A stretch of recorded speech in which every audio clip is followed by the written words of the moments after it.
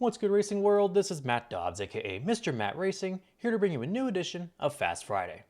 Now this week, I have a feeling we're going to Kansas Speedway, but I also have a feeling we're going to have some great action, because I got to tell you, Kansas, in my opinion, is the best non-drafting mile-and-a-half track on the schedule.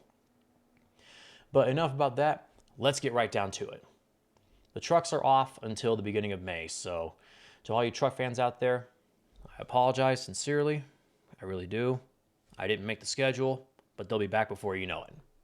The NASCAR O'Reilly Auto Parts Series and the NASCAR Cup Series will be in action from America's Heartland. Now, starting off, we have the O'Reilly Auto Parts Series. It has been an absolute domination by Toyota in general at that racetrack. Over the last 7 trips to Kansas, 6 of them have been won by a Toyota driver, including the 20 car itself, the last 3 years running with 3 different drivers: John Hunter Nemechek, Eric Almirola, and Brandon Jones. And with that kind of trend going, I honestly don't see how Toyota doesn't get it done again this week. With that being said, I might look at Jones to potentially win the O'Reilly race this week. Jones is a 3-time winner at the facility, including the defending winner. And for whatever reason, that track just suits him perfectly, at least compared to any other track on the schedule. Whether if it is the treacherous conditions, the throttle time on and off, or the way they set the car up, whatever the case may be. No matter what the case is, Jones seems to be in contention for the win every time they go to Kansas. So look for Brandon Jones to win for a 4th time at Kansas Speedway. Now for the Cup Series, bit of a broken record, especially in the next-gen era when it comes to Toyota domination. But here's what I've noticed. They lead a lot of laps in the next-gen car. There's no secret to that.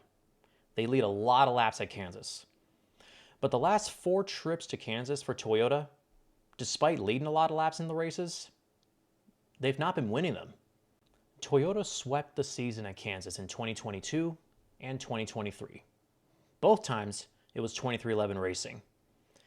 Now, I understand that Denny Hamlin did win the 2023 spring race, but he co-owns 2311 Racing with Michael Jordan. So in my eyes, that counts. The last 4 trips to Kansas have been won by Chevrolet drivers.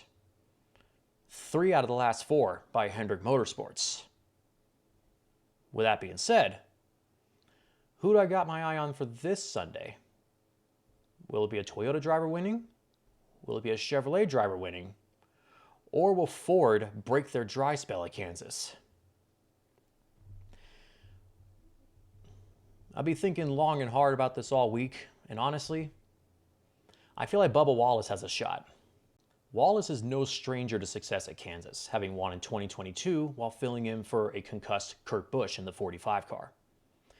But in every race during the next-gen era, Wallace has shown speed at Kansas. Not necessarily showing results most of the time, but he has shown speed, recently finishing top 5 in the fall. He was in the lead in the final lap before Denny Hamlin ran him up into the wall and Chase Elliott stole the win. But from an overall perspective, I'm looking at Wallace to be in contention for the win late. Now I want to know what you think. Who do you think's got the best shot to win at Kansas? And will the racing be just as good as we have seen at that track with this car? Let me know down in the comments below. While you're at it, leave a like, share this video, please subscribe for more content. It's totally free, totally helps a lot, greatly appreciated in advance. And also, don't forget to hit that little bell that notifies you when I upload. And stay tuned as I recap on Tuesday this weekend's events. See you on the road.